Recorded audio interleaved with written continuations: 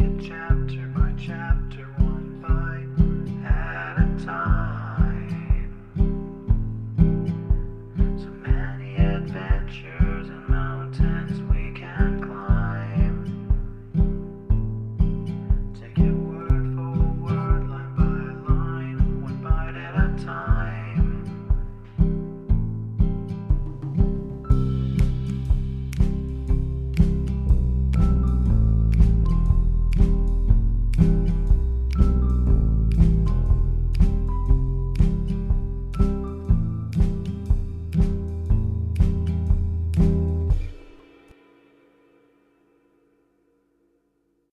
Welcome to Bite at a Time Books, where we read you your favorite classics one bite at a time. My name is Bree Carlile, and I love to read, and wanted to share my passion with listeners like you. If you want to know what's coming next and vote on upcoming books, sign up for our newsletter at biteatatimebooks.com. You'll also find our new t-shirts in the shop, including podcast shirts and quote shirts from your favorite classic novels. Be sure to follow my show on your favorite podcast platform so you get all the new episodes. You can find most of our links in the show notes. But also our website, biteatatimebooks.com, includes all of the links for our show, including to our Patreon to support the show, and YouTube, where we have special behind the narration of the episodes. We're part of the Bite at a Time Books Productions Network. If you'd also like to hear what inspired your favorite classic authors to write their novels, and what was going on in the world at the time, check out the Bite at a Time Books Behind the Story podcast, wherever you listen to podcasts. Please note, while we try to keep the text as close to the original as possible, some words have been changed to honor the marginalized communities who've identified the words as harmful, and to stay in alignment with Bite at a Time Books' brand values. Today we'll be continuing Great Expectations by Charles Dickens. Chapter 8. Mr. Pumblechook's premises in the high street of the market town were of a peppercorny and Ferenczius character, as the premises of a corn chandler and seedsman should be. It appeared to me that he must be a very happy man indeed to have so many little drawers in his shop, and I wondered when I peeped into one or two on the lower tiers and saw the tied-up brown paper packets inside, whether the flower seeds and bulbs ever wanted of a fine day to break out of those jails and bloom. It was in the early morning after my arrival that I entertained this speculation. On the previous night, I'd been sent straight to bed in an attic with a sloping roof, which was so low in the corner where the bedstead was that I calculated the tiles as being within a foot of my eyebrows. In the same early morning, I discovered a singular affinity between seeds and corduroys. Mr. Pumblechook wore corduroys, and so did his shopman. And somehow there was a general air and flavor about the corduroys, so much in the nature of seeds, and a general air and flavor about the seeds, so much in the nature of corduroys, that I hardly knew which was which. The same opportunity served me for noticing that Mr. Pumblechook appeared to conduct his business by looking across the street at the saddler, who appeared to transact his business by keeping his eye on the coachmaker, who appeared to get on in life by putting his hands in his pockets and contemplating the baker, who in his turn folded his arms and stared at the grocer, who stood at his door and yawned at the chemist, the watchmaker always poring over a little desk with a magnifying glass at his eye, and always inspected by a group of smock frocks poring over him through the glass of his shop window, seemed to be about the only person in the high street whose trade engaged his attention. Mr. Pumblechook and I breakfasted at 8 o'clock in the parlor behind the shop, while the shopman took his mug of tea and hunch of bread and butter on a sack of peas in the front premises. I considered Mr. Pumblechook wretched company, besides being possessed by my sister's idea that a mortifying and penitential character ought to be imparted to my diet, besides giving me as much crumb as possible in combination with as little butter, and putting such a quantity of warm water into my milk that it would have been more candid to have left the milk out altogether. His conversation consisted of nothing but arithmetic. On my politely bidding him good morning, he said pompously, 7 times 9, boy. And how should I be able to answer, dodged in that way, in a strange place, on an empty stomach? I was hungry. But before I had swallowed a morsel, he began a running sum that lasted all through the breakfast. 7, and 4, and 8, and 6, and 2, and 10, and so on. And after each figure was disposed of, it was as much as I could do to get a bite or sup before the next came, while he sat at his ease, guessing nothing and eating bacon and hot roll, in, if I may be allowed the expression, a gorging and gormandizing manner. For such reasons, I was very glad when 10 o'clock came and we started for Miss Havisham's. I was not at all at my ease regarding the manner in which I should acquit myself under the lady's roof. Within a quarter of an hour we came to Miss Havisham's house, which was of old brick and dismal, and had a great many iron bars to it. Some of the windows had been walled up. Of those that remained, all the lower were rustily barred. There was a courtyard in front, and that was barred. So we had to wait, after ringing the bell, until someone should come to open it. While we waited at the gate, I peeped in, even though Mr. Pumblechook said, "N14," but I pretended not to hear him, and saw that at the side of the house there was a large brewery. No brewing was going on in it, and none seemed to have gone on for a long, long time. A window was raised, and a clear voice demanded, "What name?" To which my conductor replied, "Pumblechook." The voice returned, "Quite right." And the window was shut again, and a young lady came across the courtyard with keys in her hand. "This," said Mr. Pumblechook, "is Pip." "This is Pip, is it?" returned the young lady, who was very pretty and seemed very proud. "Come in, Pip." Mr. Pumblechook was coming in also when she stopped him with the gate. "Oh," she said, "do you wish to see Miss Havisham?" "If Miss Havisham wished to see me," returned Mr. Pumblechook, discomfited. "Ah," said the girl, "but you see, she don't." She said it so finally and in such an undiscussable way that Mr. Pumblechook, though in a condition of ruffled dignity, could not protest, but he eyed me severely as if I had done anything to him, and departed with the words reproachfully delivered, "Boy, let your behavior here be a credit unto them which brought you up by hand." I was not free from apprehension that he would come back to propound through the gate, "N16," but he didn't. My young conductress locked the gate, and we went across the courtyard. It was paved and clean, but grass was growing in every crevice.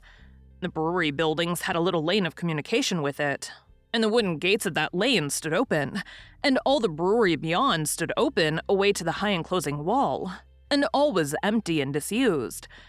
The cold wind seemed to blow colder there than outside the gate, and it made a shrill noise in howling in and out at the open sides of the brewery like the noise of wind in the rigging of a ship at sea.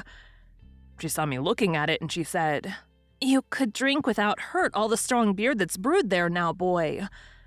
"I should think I could, miss," said I in a shy way. "Better not try to brew beer there now, or it would turn out sour, boy. Don't you think so?" "It looks like it, miss." "Not that anybody means to try," she added, "for that's all done with, and the place will stand as idle as it is till it falls. As to strong beer, there's enough of it in the cellars already to drown the manor house." "Is that the name of this house, miss?" "One of its names, boy." "It has more than one, then, miss?" "One more. Its other name was Satis, which is Greek or Latin or Hebrew or all three, or all one to me, for enough." "Enough House," said I. "That's a curious name, miss." "Yes," she replied, "but it meant more than it said. It meant, when it was given, that whoever had this house could want nothing else. They must have been easily satisfied in those days, I should think. But don't loiter, boy." Though she called me boy so often, and with a carelessness that was far from complimentary, she was of about my own age.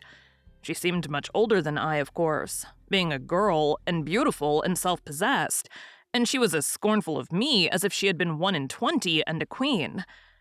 We went into the house by a side door. The great front entrance had 2 chains across it outside, and the first thing I noticed was that the passages were all dark, and that she had left a candle burning there. She took it up, and we went through more passages and up a staircase, and still it was all dark and only the candle lighted us. At last we came to the door of a room, and she said, "Go in." I answered more in shyness than politeness, "After you, miss." To this she returned, "Don't be ridiculous, boy, I am not going in," and scornfully walked away, and what was worse, took the candle with her. This was very uncomfortable, and I was half afraid, However, the only thing to be done being to knock at the door, I knocked and was told from within to enter. I entered therefore and found myself in a pretty large room, well lighted with wax candles. No glimpse of daylight was to be seen in it. It was a dressing room, as I supposed from the furniture, though much of it was of forms and uses then quite unknown to me. But prominent in it was a draped table with a gilded-looking glass, and that I made out at first sight to be a fine lady's dressing table. Whether I should have made out this object so soon if there had been no fine lady sitting at it, I cannot say. In an armchair, with an elbow resting on the table and her head leaning on that hand, sat the strangest lady I've ever seen or shall ever see. She was dressed in rich materials, satins and lace and silks, all of white. Her shoes were white, and she had a long white veil dependent from her hair, and she had bridal flowers in her hair. But her hair was white. Some bright jewels sparkled on her neck and on her hands, and some other jewels lay sparkling on the table. Dresses less splendid than the dress she wore and half-packed trunks were scattered about. She had not quite finished dressing, for she had but one shoe on. The other was on the table near her hand. Her veil was but half arranged. Her watch and chain were not put on, and some lace for her bosom lay with those trinkets, and with her handkerchief and gloves and some flowers and a prayer book all confusedly heaped about the looking-glass. It was not in the first few moments that I saw all these things, though I saw more of them in the first moments than might be supposed. But I saw that everything within my view which ought to be white had been white long ago, and had lost its luster and was faded and yellow. I saw that the bride within the bridal dress had withered like the dress and like the flowers and had no brightness left but the brightness of her sunken eyes. I saw that the dress had been put upon the rounded figure of a young woman, and that the figure upon which it now hung loose had shrunk to skin and bone. Once I had been taken to see some ghastly waxwork at the fair, representing I know not what impossible personage lying in state. Once I'd been taken to one of our old marsh churches to see a skeleton in the ashes of a rich dress that had been dug out of a vault under the church pavement. Now, waxwork and skeleton seemed to have dark eyes that moved and looked at me. I should have cried out if I could. "Who is it?" said the lady at the table. "Pip, ma'am." "Pip?" "Mr. Pumblechook's boy, ma'am. Come to play. Come nearer. Let me look at you. Come close." It was when I stood before her, avoiding her eyes, that I took note of the surrounding objects in detail, and saw that her watch had stopped at 20 minutes to 9, and that a clock in the room had stopped at 20 minutes to 9. "Look at me," said Miss Havisham. "You are not afraid of a woman who has never seen the sun since you were born." I regret to state that I was not afraid of telling the enormous lie comprehended in the answer. "No. Do you know what I touch here?" she said, laying her hands, one upon the other, on her left side. "Yes, ma'am." It made me think of the young man. "What do I touch?" "Your heart." "Broken." She uttered the word with an eager look, and with strong emphasis, and with a weird smile that had a kind of boast in it. Afterward, she kept her hands there for a little while and slowly took them away as if they were heavy. "I am tired," said Miss Havisham. "I want diversion, and I have done with men and women. Play." I think it will be conceded by my most disputatious reader that she could hardly have directed an unfortunate boy to do anything in the wide world more difficult to be done under the circumstances. "I sometimes have sick fancies," she went on, "and I have a sick fancy that I want to see some play. There, with an impatient movement of the fingers of her right hand. "Play, play, play." For a moment, with the fear of my sisters working me before her eyes, I had a desperate idea of starting round the room in the assumed character of Mr. Pumblechook's chaise cart. But I felt myself so unequal to the performance that I gave it up, and stood looking at Miss Havisham in what I suppose she took for a dogged manner, inasmuch as she said when we had taken a good look at each other, "Are you sullen and obstinate?" "No, ma'am. I'm very sorry for you, and very sorry I can't play just now. If you complain of me, I shall get into trouble with my sister, so I would do it if I could. But it's so new here, and so strange and so fine and melancholy." I stopped, fearing I might say too much, or had already said it, and we took another look at each other. Before she spoke again, she turned her eyes from me and looked at the dress she wore and at the dressing table, and finally at herself in the looking glass. "So new to him," she muttered. "So old to me. So strange to him, so familiar to me. So melancholy to both of us. Call Estella." As she was still looking at the reflection of herself, I thought she was still talking to herself and kept quiet. "Call Estella," she repeated, flashing a look at me. "You can do that. Call Estella at the door." To stand in the dark in a mysterious passage of an unknown house, bawling Estella to a scornful young lady neither visible nor responsive, and feeling it a dreadful liberty so to roar out her name was almost as bad as playing to order. But she answered at last, and her light came along the dark passage like a star. Miss Havisham beckoned her to come close and took up a jewel from the table and tried its effect upon her fair young bosom, and against her pretty brown hair. "Your own one day, my dear, and you will use it well. Let me see you play cards with this boy." "With this boy? Why, he's a common laboring boy." I thought I overheard Miss Havisham answer, only it seemed so unlikely. "Well, you can break his heart." "What do you play, boy?" asked Estella of myself with the greatest disdain. "Nothing but beggar my neighbor, miss." "Beggar him," said Miss Havisham to Estella. So we sat down to cards. It was then I began to understand that everything in the room had stopped, like the watch and the clock a long time ago. I noticed that Miss Havisham put down the jewel exactly on the spot from which she had taken it up. As Estella dealt the cards, I glanced at the dressing table again and saw that the shoe upon it, once white, now yellow, had never been worn.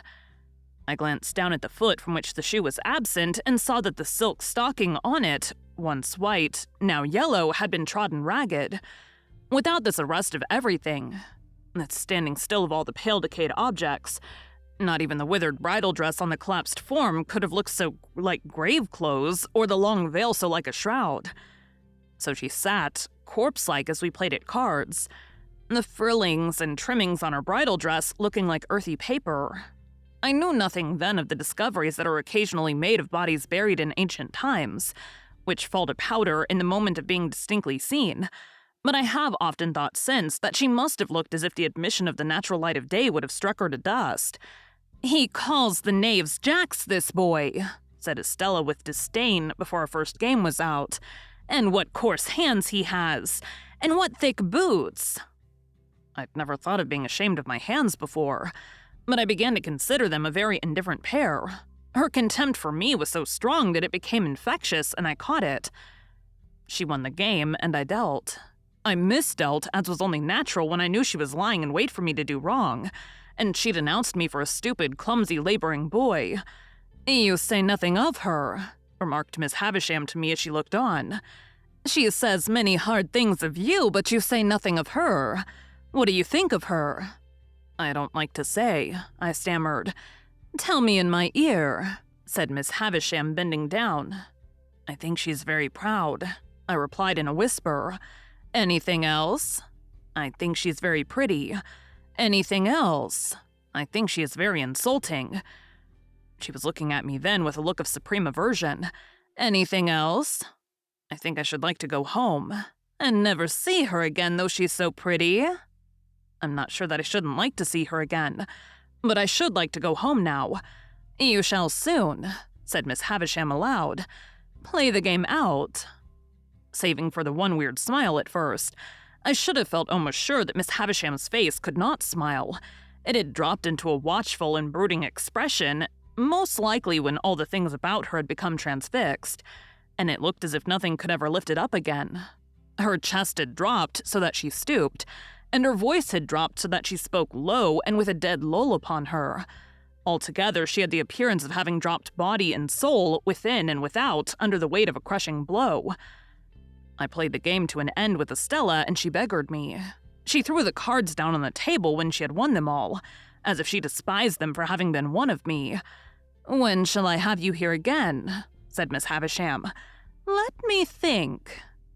I was beginning to remind her that today was Wednesday when she checked me with her former impatient movement of the fingers of her right hand. There, I know nothing of days of the week. I know nothing of weeks of the year. Come again after 6 days, you hear? Yes, ma'am. Estella, take him down. Let him have something to eat, and let him roam and look about while he eats. Go, Pip. I followed the candle down as I had followed the candle up, and she stood it in the place where we had found it. Until she opened the side entrance, I had fancied, without thinking about it, that it must necessarily be nighttime. The rush of the daylight quite confounded me and made me feel as if I'd been in the candlelight of the strange room many hours. "You are to wait here, you boy," said Estella, and disappeared and closed the door. I took the opportunity of being alone in the courtyard to look at my coarse hands and my common boots. My opinion of those accessories was not favorable. They had never troubled me before, but they troubled me now as vulgar appendages. I determined to ask Joe why he had ever taught me to call those picture cards jacks, which ought to be called knaves. I wish Joe had been rather more genteelly brought up, and then I should have been so too. She came back with some bread and meat and a little mug of beer. She put the mug down on the stones of the yard and gave me the bread and meat without looking at me, as insolently as if I were a dog in disgrace. I was so humiliated, hurt, spurned, offended, angry, sorry. I cannot hit upon the right name for the smart. God knows what its name was. That tears started to my eyes. The moment they sprang there, the girl looked at me with a quick delight in having been the cause of them. This gave me power to keep them back and to look at her. So she gave a contemptuous toss, but with a sense, I thought, of having made too sure that I was so wounded, and left me. But when she was gone, I looked about me for a place to hide my face in and got behind one of the gates in the brewery lane, and leaned my sleeve against the wall there, and leaned my forehead on it and cried. As I cried, I kicked the wall and took a hard twist at my hair, so bitter were my feelings, and so sharp was the smart without a name that needed counteraction. My sister's bringing up had made me sensitive. In the little world in which children have their existence, whosoever brings them up, there's nothing so finely perceived and so finely felt as injustice. It may be only small injustice that the child can be exposed to, but the child is small, and its world is small, and its rocking horse stands as many hands high, according to scale, as a big-boned Irish hunter. Within myself, I had sustained from my babyhood a perpetual conflict with injustice. I had known from the time when I could speak that my sister, in her capricious and violent coercion, was unjust to me. I had cherished a profound conviction that her bringing me up by hand gave her no right to bring me up by jerks. Through all my punishments, disgraces, fasts and vigils, and other penitential performances, I had nursed this assurance. And in my communing so much with it, in a solitary and unprotected way, I in great part refer to the fact that I was morally timid and very sensitive.